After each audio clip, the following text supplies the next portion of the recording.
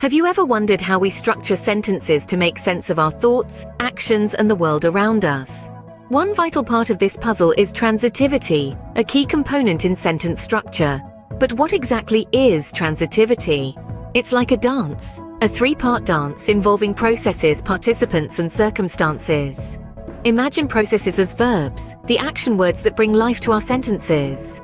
Participants, on the other hand, are the characters, the nouns involved in the action. Finally, circumstances are the details that set the stage, providing context to our sentences. So in essence, transitivity is the way these elements, processes, participants, and circumstances come together to form a meaningful sentence. Without this dance of words, our sentences would be as flat as a pancake. Now you might be asking, how do these elements interact to form a sentence? Hold on to that curiosity. We're about to dive in. Imagine a sentence as a play. The process is the main event, the action that drives the plot. Processes in transitivity are like the verbs of a sentence. They're the doings, the happenings, the states that our sentence is expressing. First, let's talk about action processes. These are the ones that involve some kind of physical activity. For instance, Sheila bakes a cake. Here, bakes is the action process. Next, we have mental processes. These processes involve sensing, feeling, or thinking.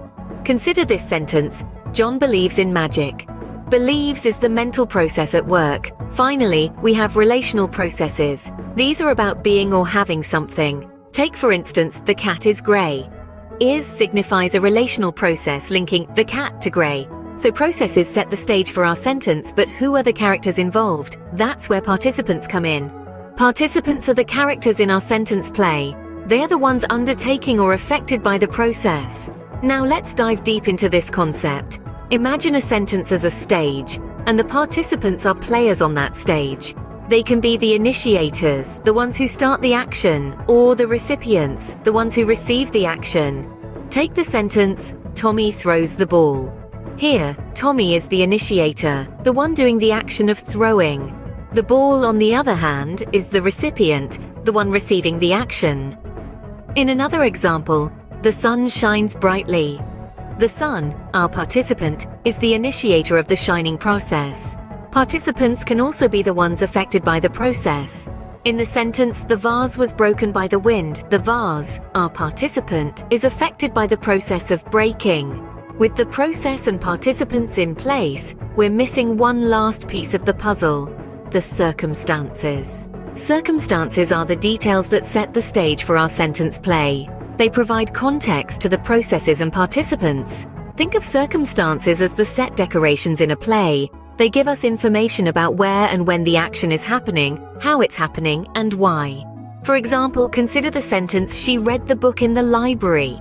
The phrase "in the library" is a circumstance that tells us where the reading took place. Without it, we wouldn't have a full picture of the scene. Similarly, the sentence "he arrived late because of the traffic" includes a circumstance that explains why he was late. Circumstances can shift the focus or change the meaning of a sentence, providing a richer, more complete understanding of the action. Now that we've set the stage with our processes, introduced our participants, and detailed our circumstances, let's summarize what we've learned. Transitivity is more than a fancy linguistic term. It's the structure that gives our sentences meaning. It's an engaging dance of processes, participants, and circumstances, each playing a vital role in the narrative of our communication. Processes are the verbs, the actions that push our stories forward. Our participants, the subjects and objects, are the characters that bring life to these actions. Circumstances, meanwhile, provide the context, the where, when, and why of the action. Understanding transitivity is like having a secret key to language. It can unlock clearer communication, deeper comprehension, and more impactful storytelling. It's about more than just grammar rules. It's about understanding how we share our experiences, convey our thoughts, and connect with others. So next time you're crafting a sentence, think about its transitivity. Consider the roles of your processes, your participants, and your circumstances. Remember, every sentence is a play. With transitivity, you hold the power to set the stage, introduce your characters, and drive the plot. Happy writing!